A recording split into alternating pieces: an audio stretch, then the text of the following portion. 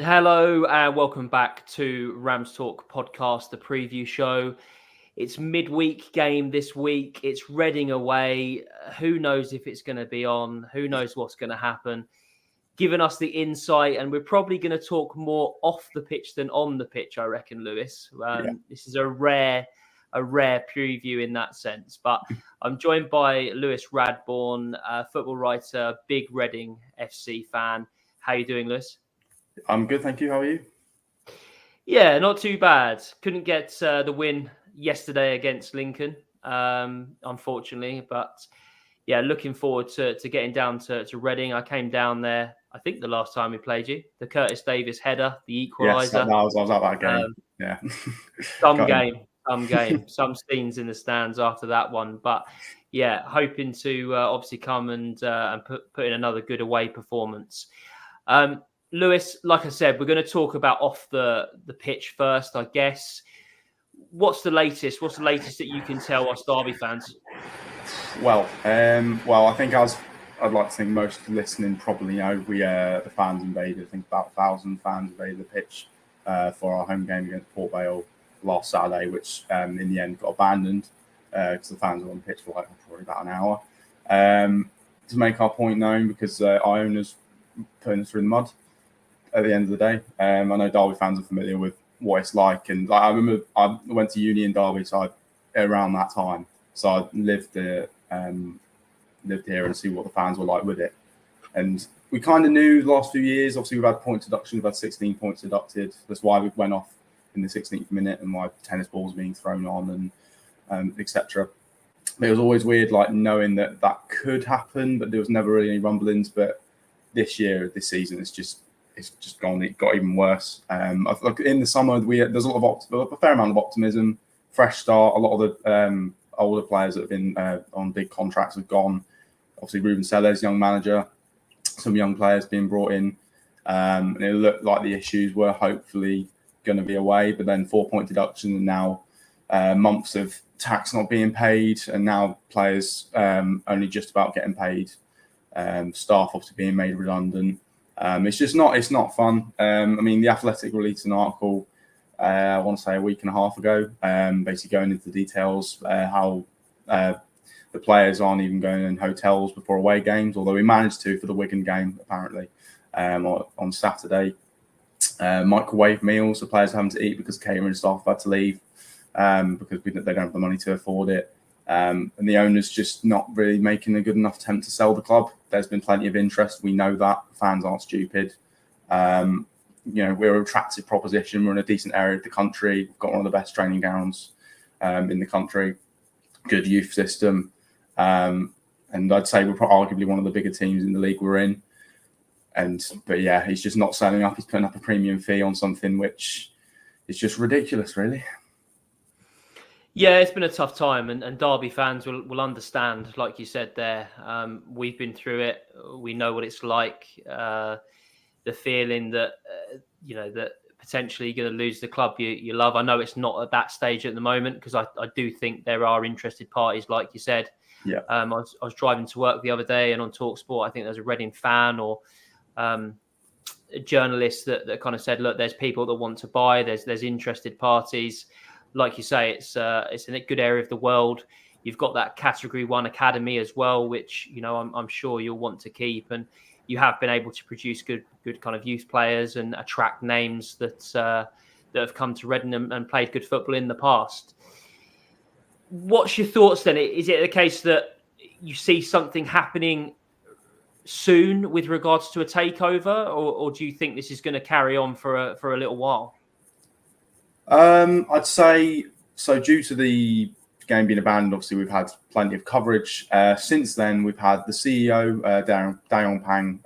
He's never really said a word, but he ended up going on TalkSport during the week, which was a major surprise. But he just basically telling fans to be more patient, which, I mean, the game being abandoned pretty much says how much patience we've got left, to be honest. I don't know. It's a bit of a weird one. Because we've had more statements. I think the last statement we had, the owner was saying, or it basically said that the owner's now just wants to sell. He just wants to get rid. Before it was like he wants to sell, he wants to get a good fee. apparently he wants to sell to the right people, which is a bit ironic. But so I think there's a bit more optimism, but I do also think we could be here for a few more months going like this. But I think that I'm glad that pitch invasion happened, to be honest. I think it needed to be. It divided the fan base a lot in terms of the fans that went to the game and obviously didn't get a game to watch in the end. But I think it's caused things in the club. Like even Mark Bowen, director of football, he ended up doing the pre-match press conferences before the Wigan game. It's just little things like that where it wasn't happening before. The communication was a bit slack, whereas now we're getting a bit more, and I think we're finally knocking on the right door. Yeah, and we spoke off air because I'm a little bit worried that the game's obviously going to be abandoned on Tuesday if the same scenes happen. Like you said there, I think you have got the focus now of the footballing world, and it seems like you're getting a bit more from, I suppose, the regime and kind of the wider footballing world. Do you feel that there's going to be attempts to get the game abandoned on Tuesday? What are kind of your thoughts on that? Well, I mean, I think from personally, I don't think we need to. I think, like we said, the point's been made. You know, we don't really need to keep abandoning games because realistically, it's just going to financially hurt the club more, and that's the last thing we want.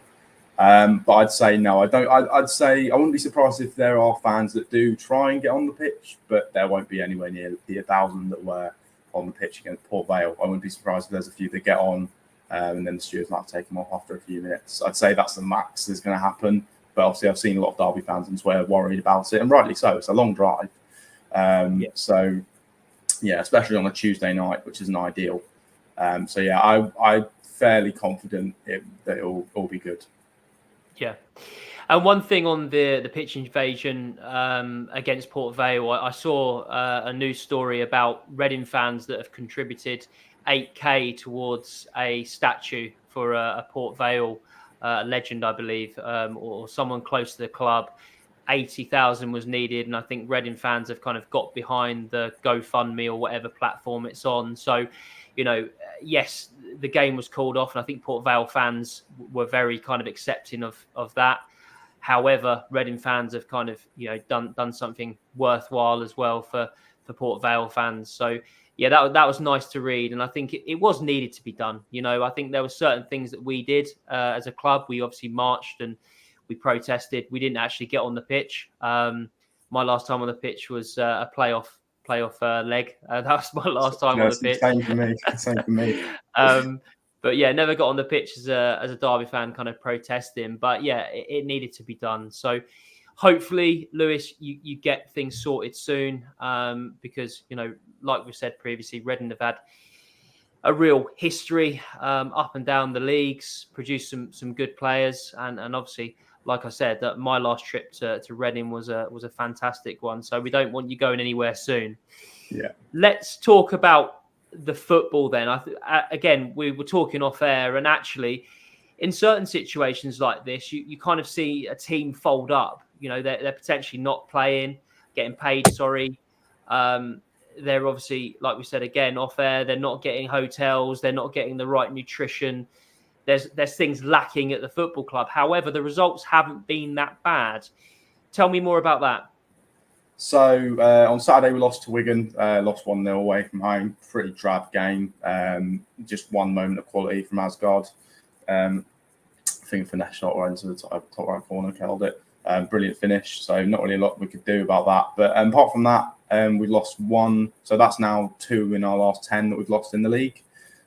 Plenty of them are draws that we probably should have got something more out of. Lincoln away stands out to me. We absolutely battered them for pretty much the majority of the game. But a crappy own goal at the start of the game clearly cost us, but we managed to get a draw in the end. But draws against Oxford, Peterborough away on Boxing Day was a good point, which probably helped you guys out. There's definitely been an upturn in performances, and the results are slowly picking up after a fairly poor start of the season with us in the relegation zone. But then Saturday just kind of reminds you that, like, we're still in a dogfight. Like, we're definitely not there. It's a young team, and I think with everything that's gone on in the last week or so, I think that's affecting the players. We've seen Nelson Abbey not in the squad on Saturday, looks set to be going to Olympiacos by the sounds of it after we thought he'd rejected a move to Luton allegedly. We were hailing him as a hero, and now he looks like he's going to Olympiacos and then probably Forest because they're trying to get around the rules by the looks of it. So that one's hurt us a bit. Tom Holmes has joined Luton but come back on loan for the rest of the season, which is nice. But yeah, us not being able to bring in any players is, I think, hopefully not going to hurt us this January. But we've got such a young team. But for me, with that young team, it can only really get better. Like, they're only going to gain more and more experience, first-team experience, than they would do at most other clubs. I think that's one of the few things we can offer that other clubs can't. I know it's a very crap situation off the pitch, but we can offer the young players plenty of game time. And we've seen players like Nelson Abbey and Tyler Bindon, especially, and Callum Vickers, who have performed very well this season after not really being in the first team. Obviously, Bindon was a summer signing. But then you combine that with some of the players that we've already got that are quality. Harvey Nibbs and Sam Smith, both from Cambridge in the summer, free transfers. Sam Smith, a Reading boy anyway. I remember seeing him play back in 2018 when he was like many of the youngsters that we've got now, where he was getting a look in every now and again. Eventually we released him. Now he's come back and he's a lot better of a player, but both of them are joint top scorers in the league, I believe 6 each. But obviously, there's been a lot of rumours about players leaving due to our financial situation. Obviously, Charlie Savage has been linked with Derby. Apparently, we're not back an approach. So we're trying to hold firm. I think to be honest, I think with Abbey going, we've got Tom Holmes and Bindon still, which is okay. We've got options, but obviously Abbey, for me, is one of our best players this season, so it's definitely going to be a loss. But I think if Sam Smith goes, that'll be a big miss, because he was injured the first few months of the season when we were really lacking a striker, and the fact that he's come in and he's banged in 6 in the last probably 10 or 11 games, I think that just shows how important he is. He's a proper poacher, and with Lewis Wing as well. I don't know how I forgot to mention him already. He's been absolutely incredible in that midfield. His passing range at this level is ridiculous. I mean, the goal against Oxford is pretty much sums up how I'd like us to play. Lewis Wing picks up on the right-hand side fairly deep, long ball over to Sam Smith, who just touches it down and just finishes nice and calmly. It shows we do have the quality in the squad, which I think is the most annoying thing, that we just can't quite get the hang of it. But I feel like we're definitely picking up. And I think the Derby game, this will be a good test of where we are. But from what I know, Derby tend to have a bit of bottle in them every now and again. I know Paul Warren's at points this season been under threat. So I'm hoping we can nick something. I'll take a point, to be honest. Yeah, I mean, I suppose to go back on what you've said there regarding transfers and players leaving, obviously everyone will look at it now and see Reading as potentially a selling club and not being able to keep hold of their players. You've obviously mentioned Charlie Savage there and Abbey as well. Yeah, really interesting with regards to Abbey, because like you say, I saw that tweet that said, he's not going anywhere, doesn't want to go to Luton, and then the Olympiacos story seemed to begin with, I think, be rubbished, and then kind of gathered a bit of legs, and now seems to be, I suppose, the destination that he's going to. And yeah, like you say there, potentially will end up at Forest at some point, as typically happens when players get transferred over to Olympiacos. So yeah, very interesting. With regards to Charlie Savage, so I've seen a couple of different reports on Charlie Savage. A couple saying, yeah, he's been okay, but he's nothing special. Other people saying that you can see he's got that Manchester United academy kind of education. What's your personal opinion on Charlie Savage? I think it's a bit of both, where he's been a bit inconsistent here or there, but he has shown at times that he's definitely got that quality in him. I mean, the goal sticks out to me. There's Charlton in the EFL Trophy, hits from the edge of the box, goes in top right corner, I think it was. And then free kick against Millwall when we beat them 4-0 in the League Cup in August. He's definitely got the quality. He's got goals in him. But unfortunately, due to our financial situation, he's not being able to start games. It's reported that if he starts 15 games this season, he gets a wage hike. So he hasn't started a game in the league since November. And that's why. So he's only being able to get off the bench. But to be fair, Michael Craig and Lewis Wing are holding those midfield roles pretty well. So it'd probably be hard for him to get in anyway, because I think Michael Craig is better defensively. He gets around the pitch, and he makes himself known. And then Lewis Swing, like I said before, I think his just passing range is one of the best in the league, best that I've seen in League One level anyway. So yeah, I think Charlie Savage is decent, but I think, however, if we do get or can get a decent fee for him, we probably should let him go, just because, I mean, we're in dire straits. If we need the money, we need the money. But I do like the fact that we're holding firm on it. But I don't know whether Derby would be able to offer. I don't know how much Derby would want to offer, because obviously I've seen about Corey Black-Taylor, 400k. I think I've seen that the bid's been accepted for. I don't know. I don't really know how much I'd put Charlie Savage at as worthwhile. Probably between $500,000 to $1 million, just because we've got him on a contract till 2027. So and he's 21, I think. Or he's early 20s, so he's got a lot of sell-on value in the future. But yeah, apparently I think it's you, Stockport, and then I think an unnamed championship team interested. So he's got interest from all over the EFL. So it'll be very interesting to see whether he remains a Reading player come the end of the window. But I do think he's decent. I would like him to stick around, because I think in the future he can be a great player for us. Yeah, it's interesting because I think obviously he's not playing at the moment. He's got this issue with his contract. But then, like you said there, you're holding firm on a fee. He's probably worth X amount. However, teams aren't going to pay that because they probably think that they can get him a bit cheaper. So they'll probably wait maybe later in the window, potentially in the summer. And I think obviously Robbie, his dad, is obviously coming on the radio and saying that there's bids in place and teams are interested.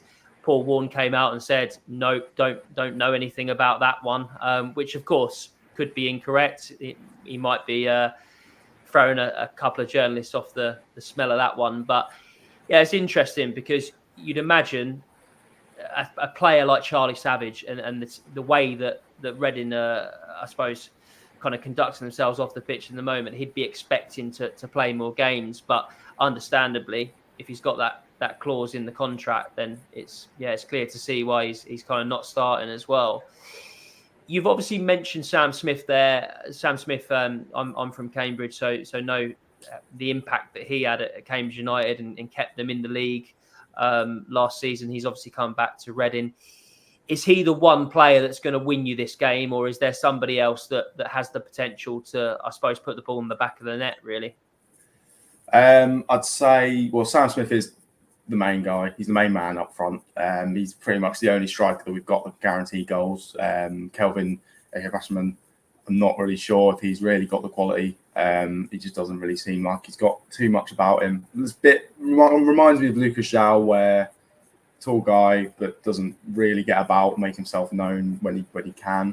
But I'd say Harvey Nibbs as well is probably one to watch out. There's some games where he seems like he just lets it slip by, but then he'll come up with a goal every now and again, and he's definitely got the quality too.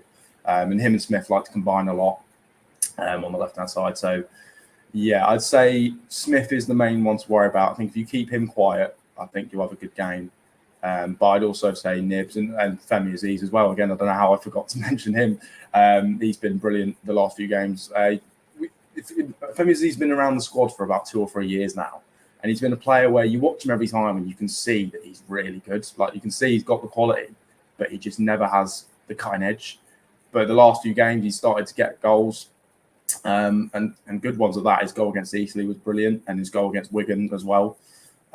So I'd say Femi Aziz is also one. He's a bit of a live wire, but I think if you keep Sam Smith quiet, I think you'll be all right. Yeah, he's definitely one I think that all Derby fans will look out for. I think when he was obviously touted in the summer as leaving Cambridge United, obviously didn't sign that contract. I think he was actually offered a contract as far as I'm concerned, but wanted to move on. And I think there were a couple of teams that were probably interested. I imagine Derby might have been interested as well, because someone that scores goals at this level, they're worth their weight in gold, as we've seen with Alfie May, and I was going to say James Collins there, but he doesn't score. He didn't score that many last year, unfortunately. What kind of, I suppose, what weaknesses could Derby exploit then? How are Derby going to come to Reading and win this game? To be honest, I think you've just got to be on the front foot. I think if Derby clearly, I think you're a team where if you have confidence in yourselves, which you should do based on the run that you're on, I think our defence can get quite scared. It is a young team, like I've said. We've got an 18-year-old Tyler Binden with Tom Holmes, who's fairly experienced, but at championship level, he's not been great the last few seasons. Andy Yeardom at right back, he's decent. I think he'll be in the summer, I think, from memory. And then left back, we've got Gerald Dorset, who's a centre back playing out of position, but he's doing fairly well there. To be honest, I think if you can get past Craig, which he's a small guy, he puts himself about, but he's a small guy. I think if you had Forner or Smith in there who could deal with him, I think you'd be all right. I think you've just got to be confident, really, because I think where we're a young team, we can be a bit fragile, and when we get under pressure, I think that's the main problem we've had. We've conceded a lot of injury time goals this season, a lot more than I care to mention. So I think if you're just on the front foot the whole game, don't try and be too defensive. I think you can easily get a result. Yeah, well, we like a late goal. I saw a stat on Twitter, X, whatever you want to call it these days, about the top late goal scorers in the league, and we're right up there. So, yeah, as you'd expect of a Paul-worn team, they go the full 90 minutes. So, yeah, that's interesting. You say that. Maybe we'll see some late goals on Tuesday. Is there anyone that you look at and think, right, we need to maybe watch out for this? Similar to how I've said about Smith being the one to watch for you. Who do you think of the Derby team is going to cause you the most problems? I mean, I think there's only one answer. I think it's Mendez-Laing. He's been ridiculous this season. Obviously got that 2-year deal, I think, a few weeks ago. And rightly so. He's absolutely deserved it. And he's arguably been one of the best players in the division this season, in my opinion. I think it's just his pace and his power. And obviously his dribbling is really good, but I think his pace and his power, not many fullbacks can really keep up with it. And I think Gerald Dorset against Mendez-Laing, now that I think about it, would actually be quite interesting to see if Dorset can keep up with him physically, because I think he might be able to be fair. But yeah, I think Mendez-Laing, it's got to be. I think he's easily been your best player this season. I think he's caused many League One defensive problems. I think he'll do the same for us. Yeah, I agree. Yeah, I think he's been fantastic and well worth that 2-year deal, and we're happy that he's staying around. I guess for us, we need other players to kind of pitch in as well, so it kind of takes the emphasis off him. I come on and do these preview shows every week, and everyone always mentions Mendez-Laing, and you can see why. But I just wish someone would say somebody else, and obviously it's been rumoured. Strong rumours are gathering pace now with regards to Blackett-Taylor. So we'll have to see if he can get in the door. Whether it's in time for Tuesday, I don't know, but wouldn't mind seeing him off the bench on Tuesday. With that in mind, looking forward to Tuesday, I'll get your score prediction. What are you thinking, Lewis? I don't know. I'm probably going to go 2-1 Derby, just because I don't really know since this all has kicked off again last week or so. We had a pretty bad performance against Wigan. If Abbey actually goes, which it might be confirmed by then, I don't know. Then I feel like the whole area or everything around the club might just not feel as good, and I feel like sometimes that can get to the players. And obviously, Derby, you guys are doing absolutely brilliantly at the moment, near the top of the league. So I think you'll be full of confidence, and the fans will be in song like Derby fans usually are. So yeah, I'd say it'll be a narrow win, but I don't see us conceding many. But I wouldn't be surprised if we do get a point, though. But yeah, I think Derby will probably nick it. Yeah, I agree. I'm thinking along the same lines. We don't tend to win by much when we do win. And I think, 2-1 has been my guess for every game this season, to be quite honest. But yeah, I see that happening. I think, like you said there, if heads go down, if you lose a couple this week, or if, another player exits, or you get some more negative news, which I hope you don't get, I think that could lead to more, frustration in the crowd and not kind of, getting what you want. Has the kind of the gates completely dropped off then, or are you still getting support that are kind of showing up to kind of say, look, we want our club back, we want this kind of regime to end, or have the kind of the gates dropped, Lewis? Well, the gates have been dropping over the last few years anyway. Progressively, the numbers have been getting lower. And I say this season, obviously, they've gone down. That's what happens with relegation. But now it's, for me personally, the fans that are going now are the proper fans that can, and are showing it. And you can hear, your away fans will find out on Tuesday. The Club 1871 next to the away fans, they always make loads of noise. They make it decent atmosphere in our stadium, which a lot of fans call us tin pot because our fans allegedly aren't great. But I think we're actually quite underrated. Just because we haven't got the numbers doesn't mean we can't make noise. And I certainly think the fans that go now, they're the ones that love the club. They're passionate about it. They're not doing it just because Reading are doing well. Like, if we were in the Premier League, I guarantee you we'd be selling out every game, because we have a lot of fans in my area that support bigger teams. Because, besides Reading, so I'm from Basingstoke, and besides Reading, the nearest team in like the top two divisions is Southampton, or one of the teams in London. So realistically, if you're not supporting Reading, you're supporting someone that's from not far away. It's like at my school, there's probably about 200 in my year, and I'm one of 2 Reading fans, which for me, with Reading being 20 minutes off the road, is ridiculous. So I think we don't really have a lot of fans, even though we definitely should have more. But I think the ones that are going now, they're the ones that make the club what it is. Yeah, for sure. And like we said at the top of the show, thoughts with Reading fans at the moment. We've been there, and I think when you've experienced something yourselves as a group of fans, you can have kind of pity on those that are going through something similar. So yeah, we do hope it gets sorted soon for you, Lewis, and we'll still be coming obviously to win on Tuesday night, but beyond that, we wish you the very best this season. With that in mind, what's kind of your thoughts on how it plays out in terms of footballing, in terms of, I guess, where you're going to finish this year? Is it a case of you're kind of looking behind you and thinking what's gonna happen, or is it a case of you're comfortable that you're going to consolidate and keep where you are, kind of thing? To be honest, I can see relegation happening. I think it's a very real possibility, and the fact that we can't bring anyone in, because the fact that we can't bring anyone in this month could really hurt us down the line. If we get a few injuries, we could be screwed. But I do think, like I said before, I do think we have the quality in the squad where we can. I think we're better than. I don't think we're one of the 4 worst teams in the league. Put it that way. I think so. I think we can stay up. It's just winning the games that we should be winning. There's been plenty where we haven't. Losing to Fleetwood at home is one that sticks out to me, and stuff like that. And then games we've bottled. We were leading Portsmouth 2-0. At the end of October, and amongst a really good run, and then end up losing 3-2. It's like games like that where we should be winning, we've got a lead, and then we bottle it.